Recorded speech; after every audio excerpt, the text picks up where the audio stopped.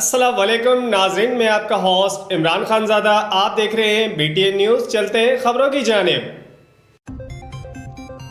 بدین میں ہندوستان کے وزیر اعظم نریندر مودی کے خلاف امیر البحر و دیگر مختلف سیاسی اور سماجی پارٹیوں نے ریلی نکالی اور پتلے نظر آتش کیے۔ پاکستان کی حمایت میں ریلی کے شرکا کی جانب سے ہاتھوں میں پاکستانی پرچم اور بینر تھام کر پاکستان کے حق میں فلک شگاف نعرے بازی کی گئی۔